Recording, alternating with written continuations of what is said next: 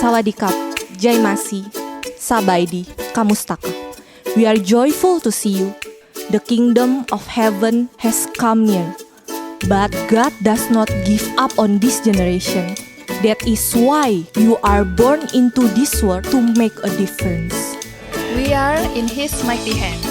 Come now, you who are near and far, bow in His presence and worship His holy name.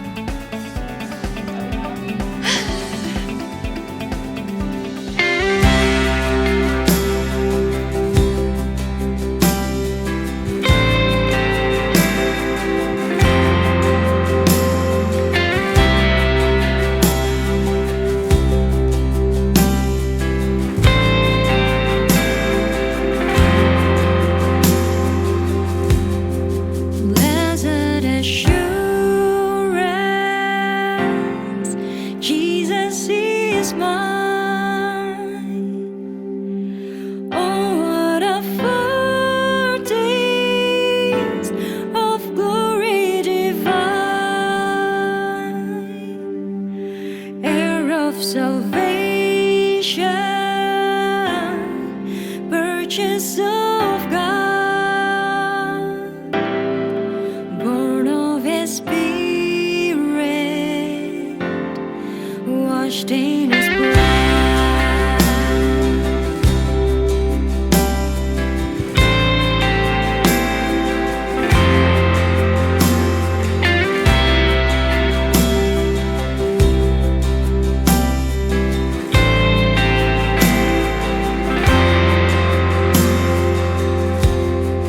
Jaminan mulia ku diberi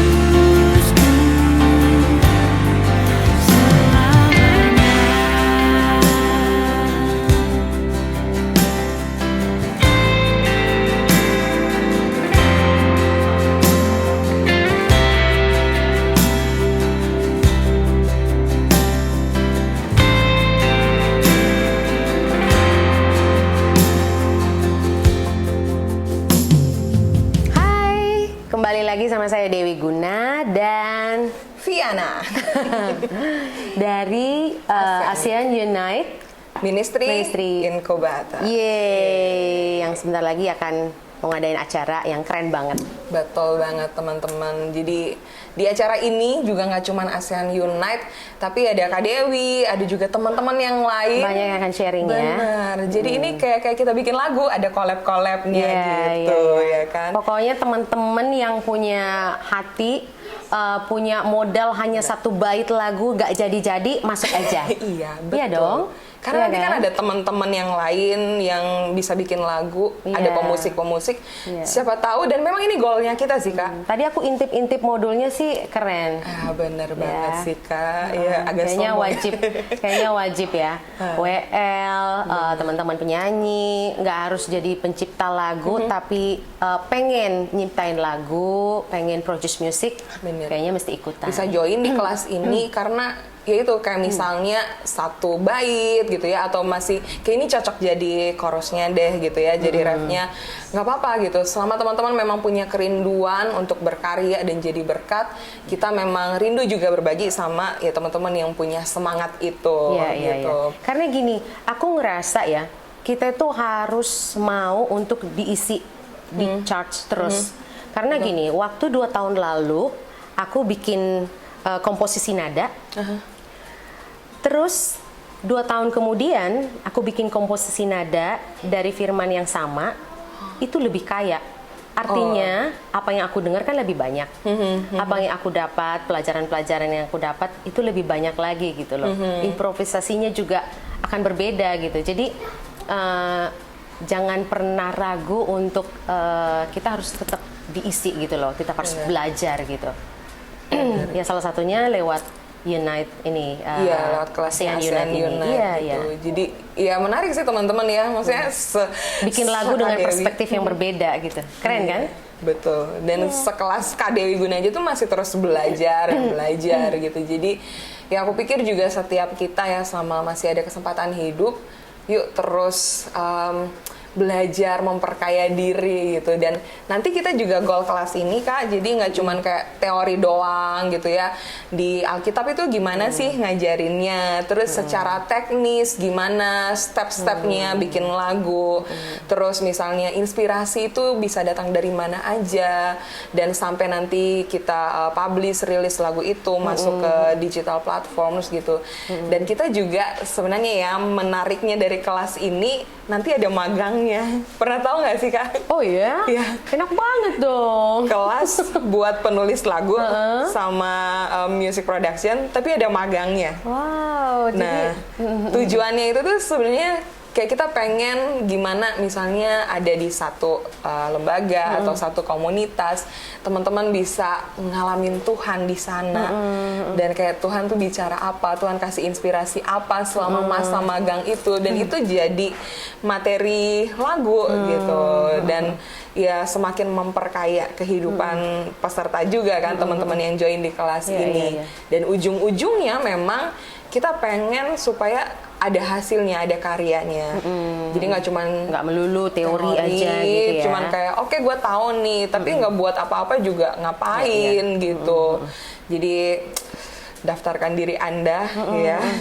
Karena percayalah, waktu kita tuh bareng-bareng sebagai satu komunitas yang mau belajar dan bertumbuh bareng, itu dalam kolaborasi itu kan menghasilkan banyak karya jadinya gitu kan. Seperti karya-karyanya Kak Dewi ya, yang kisah-kisah hidup, terus ada nada-nadanya, yang saya dengar tadi juga itu ya, kisahnya sedih, tapi masuk musiknya tuh yang agak-agak jazzy gitu, jadi enak gitu. The power of collaboration. Nyanyiin dong Kak. Lagu. Dikit aja ya. Banyak. Soalnya ini mengingatkan luka lama kan. Oh gitu, tapi udah kelar. Udah kelar. Apa ya, tunggu ya. Saat aku merasa sedih, saat bimbang datang tak henti, hanya di dalam-Mu ya Tuhan, ku rasa tenang hatiku. Ya, itu sebenarnya lagu liriknya itu kan kata-katanya itu kan saat aku merasa sedih, aku bimbang. Itu gue bikinnya itu pakai nangis loh. Tiba-tiba pas nyampe di gue aransemennya jadi lagu ngejazz kayak gitu. Kecewa Gue nggak? nangis karena bagus banget. Iya, karena bagus. Maksudnya gini, waktu gue nulis lagu itu, gue pengen orang bisa ngerasain hancur hatinya gue, tapi at the end mereka bangkit gitu kan. Tapi dengan adanya musik dibikin kayak gitu, itu pengharapannya itu jadi kayak double gitu loh. Kayak dikasih pengharapan, gila ya. Waktu gue lagi terpuruk pun gue bisa dance ternyata. Waktu gue lagi menderita ternyata gue bisa shout his name gitu. Ya, jadi lagu itu benar-benar powerful banget. Buat gue, orang yang aransemen ini bukan pecinta jazz, no. Dan sama sekali nggak ada tektokan yang aku pengen bikin sesuatu yang berbeda ya, enggak. Bikin yang aku banget ya, cuman gitu doang ya. Dan jazz itu sebenarnya bukan aku banget juga kan. Tapi somehow tiba-tiba dia bikin begitu, aku pikir sih ya ini yang namanya jodoh-jodohan ya. Ini jodoh banget sih. Campur tangan Tuhan gitu. Kalau Tuhan nggak kasih dia apa ya kemampuan untuk musiknya di aransemen seperti ini, ya beda lagi gitu kan. Dan mungkin itu juga yang harus ada, bener nggak? Yang harus ada di lagu-lagu rohani Kristen gitu. Ya campur tangan Tuhan. Terus apalagi nih Kak, kira-kira apa sih yang harus ada? Yang membedakan lagu rohani dan sekuler gitu ya. Sebenarnya aku nggak mau membedakan mana sekuler, mana rohani, karena aku melayani di dunia ini surga bisa turun ke bumi ini gitu ya. Mau kita di dunia bisnis, mau kita di gereja, ya kita melayani anak-anak Tuhan dimanapun. Ya sebenarnya gitu ya. Aku nggak mau membeda-bedakan gitu. Tapi kalau ditanya apa bedanya lagu rohani dan lagu non rohani, ya kalau lagu sekuler kan bisa tentang apa aja, bisa tentang alam, putus cinta, mau dilamar, ya kan banyak kan, mau apa ya, nggak jadi jalan-jalan, semua bisa jadi banyak banget gitu loh idenya. Tapi kalau di lagu rohani, objeknya kan tetap satu, hanya tentang Tuhan gitu loh. Jadi kalau hubungan kita sama Tuhan nggak bener, nggak akan bisa bikin lagu. Jadi berangkat itu akan dari bohong hubungan semuanya. Kita. Oh iya, iya. Jadi kalau ditanya apa yang harus ada di sebuah lagu rohani, ya aku cuman mau bilang hubungan keintiman sama Tuhan ya itu harus ada. Bukan berarti kita nggak pernah melakukan dosa. No, di sela-sela aku nulis lagu pun mungkin ada yang aku jatuh gitu ya. Tapi artinya aku punya willing untuk tetap intim sama Tuhan, pengen tahu apa yang dia mau, pengen tetap bergantung, pengen tetap deket sama dia. Aku pikir itu yang harus kita punya gitu, untuk melahirkan karya. Karena ini kan bercerita tentang dia, it's all about him, gitu. Bukan tentang kita gitu. Jadi kalau kamu tanya apa yang harus ada Kak Dewi di lagu rohani, yang harus ada adalah ya cerita tentang dia gitu. Jadi kayak sekarang ya, gue dulu mungkin 10 tahun lalu waktu gue ikut Indonesian Idol, gue berharap waktu orang denger gue nyanyi, orang tepuk tangan, wow keren banget, wow Mariah Carey, Whitney Houston, liuk-liuknya gitu kan. Tapi hari ini sama sekali gue nggak berharap. Ya senang sih tepuk tangan begitu, tapi bukan itu lagi yang gue harapkan. Tapi waktu orang bisa nangis, dengar gue nyanyi dengan nada yang paling sederhana, buat gue itu kayak apa ya, bikin gue pengen nangis lagi. Karena artinya itu yang harus ada di setiap lagu rohani, tentang Tuhannya. Orang bisa ngerasain Tuhan waktu dengerin lagu kita. Bener. Jadi ya namanya juga ini lagu rohani gitu ya. Maksudnya lagu untuk kita menyembah Tuhan. Jadi ya harus tentang Tuhan atau gimana karya Tuhan dalam hidup kita. Dan bahkan ketika orang mungkin mendengar kita nyanyiin lagu itu gitu ya, lagu kita sendiri, orang tuh bisa ngalamin perjumpaan dengan Tuhan lah. Gitu ya. Dia bisa mengalami perjumpaan yang bisa mengubahkan dia jadi pribadi yang lebih baik lagi. Jadi se-powerful itu sebenarnya ya Kak, karya kita di dalam Mungkin Tuhan. pencipta lagu sekarang mesti lebih kreatif ya, nggak melulu ngambil kata-kata dari firman. Bisa juga dengan bahasa yang sederhana, backgroundnya mungkin misalnya tentang tentang kata-kata yang kita lagi susah banget nih nulis skripsi segala macam, tapi pas di refnya tapi Tuhan tolong aku. Sebenarnya kan bisa banget kan tentang Tuhan, tapi jalan ceritanya itu dibikin kayak kata-kata sehari-hari gitu. Itu yang mungkin jarang banget ada di industri rohani kita. Karena rata-rata orang itu sesuai pasar, pengennya yang bisa dipakai untuk worship di gereja, ya nggak? Which is aku sendiri dari dulu jarang banget lagu-laguku yang lagu worship. Biasanya lagu love song, lagu cinta buat Tuhan. Perhatiin deh kalau lagu-laguku tuh lebih personal. Kau bagian terindah, ya kan? Aku takut mau nyebut judul tuh kayak ketahuan. Warna yang begitu banyak di dunia. Itu kan nadanya itu nada lullaby banget, nada Nina Bobo gitu loh. Tapi aku sendiri dengerin lagu itu bisa nangis gitu loh. Jadi nggak melulu ini ya yang agak-agak ala-ala drama Korea. Ya ntar gue banyakin nonton drakor dulu ya, langsung terinspirasi gitu ya. Bener. Cuman menarik. Jadi nggak melulu, jangan berpikir lagu rohani mesti lagu yang worship, lagu praise gitu. Enggak ya. Mungkin ini kali ya, ada lagu-lagu kalau kita bicara lagu rohani yang bisa kita pakai di ibadah komunal hari Minggu, kita ibadah bareng-bareng.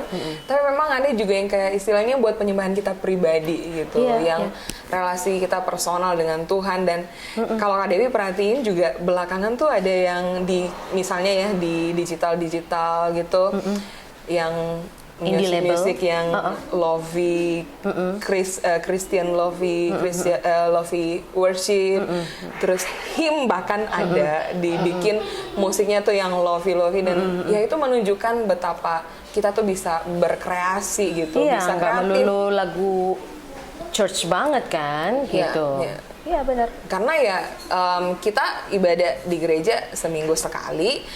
Tapi kita juga setiap harinya juga kan tetap jadi penyembah Tuhan, masing-masing. Tetap bisa juga penyembahan pribadi gitu, yang mungkin lagu-lagu seperti lagu Kak Dewi itu lebih cocok untuk itu mungkin. Iya ya, kayak temanku bilang lagu ini cuman kita dengar di gereja, tapi lagunya Dewi bisa back soundnya acara apa, back sound di mall di mana, gitu ya. Kayak gitu, karena kan nggak terlalu rohani banget gitu. Jadi mungkin ini juga ya, lagu rohani Kristen itu bisa nggak ya kita bilang nggak harus, bahkan ya ekstrimnya mungkin nggak harus ada kata Tuhan ya? Gimana menurut Kak Dewi? Ya itu apa ya? Ya berpulang ke orangnya masing-masing sih gitu. Aku juga pengen punya lagu yang nggak pakai kata-kata Tuhan supaya orang-orang di luar gereja bisa pakai gitu. Tapi sejauh ini selalu aku menyebut nama Tuhan gitu loh. Jadi aku nggak mempermasalahkan ya. Aku pikir ide itu kan datangnya dari Tuhan ya. Datangnya dari Tuhan. Selama lagunya message-nya positif, appreciate that gitu. Ya, jangan dipaksain harus ada kata Tuhannya, atau jangan dipaksain juga nggak ada kata Tuhannya, enggak. Gimana Tuhan menginspirasi mau nulisnya seperti apa, tapi mungkin perlu diingat yaitu tujuan kita buat apa sih, kalau memang buat menyembah Tuhan dan mau secara personal atau nanti bisa dinyanyiin bareng-bareng di gereja dalam ibadah komunal, nggak salah juga gitu kita perbanyak, karena harus diakui gereja juga semakin kekurangan ya, mulai kurang kaya nih lagu-lagu yang bisa kita nyanyiin di ibadah-ibadah bareng-bareng Iya. secara komunal gitu. Dan kita bersyukur banget teman-teman ada Kak Dewi dan masih ada juga teman-teman yang lainnya yang nanti juga akan berbagi di kelas ini. Dikeluarin satu-satu ya. Betul, Song and Music Production dari ASEAN Unite Ministry Incubator.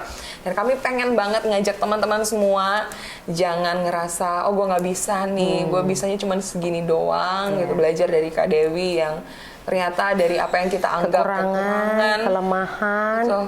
tapi ada keinginan untuk memperlengkapi. Iya. Ya. Dan Tuhan pasti bisa pakai kita dengan begitu luar biasanya untuk jadi berkat buat orang banyak. So, thank you so much Kak Dewi udah berbagi Sama-sama. dengan kita. Sampai jumpa di Aku kelas. boleh kasih satu Boleh. ini nggak? Boleh banget. Buat teman-teman supaya lebih termotivasi lagi waktu Tuhan kan lagi khotbah di bukit yang ada 5.000 orang. Kemudian kan Tuhan bilang sama orang-orang kan mau disuruh pulang tuh sama murid-muridnya. Loh, mereka kan kelaparan kata Tuhan kan. Terus murid-muridnya bilang, "Loh, mau cari makanan di mana?" gitu. Belum ada Terus kan GoFood. Tuhan kan bilang, "Apa yang ada padamu?" gitu. Hanya ada 5 roti dan 2 ikan. Kemudian Tuhan berkati itu dan akhirnya mereka semua bisa makan dan ada sisa 12 bakul gitu. Jadi aku cuman mau bilang apa yang ada padamu, Viana, apa yang ada pada Dewi, kita pakai itu, angkat suaramu yang mungkin buat kita hanya ini aja, angkat sama Tuhan, mungkin hanya punya ref gitu ya. Tapi Tuhan, kalau Tuhan udah turun tangan, itu bisa menjadi jawaban untuk hati-hati orang di luar sana gitu. Iya, Jadi jangan main-main sih. benar. Sekalipun hanya 5 roti, 2 ikan yang ada ikan. bagi kita, Iya. kita serahkan ke dalam tangan Tuhan. Dan percaya nggak teman-teman, Kak Dewi, Iya. ASEAN Unite juga mau mulai dengan itu. Wow. 5 roti, 2 ikan yang kita punya, kita mau persembahkan ke dalam tangan Amin, Tuhan yang punya amin. kuasa yang Yes. segede itu, sebesar itu. Kita mungkin terbatas, tapi Tuhan kita kuasanya nggak Amin. terbatas. Udah sanggup pakai Kak Dewi, pakai ASEAN Unite, dan juga Tuhan akan pakai kalian semua. Yeay. Oke, thank you Kak Dewi. Sampai ketemu di kelas.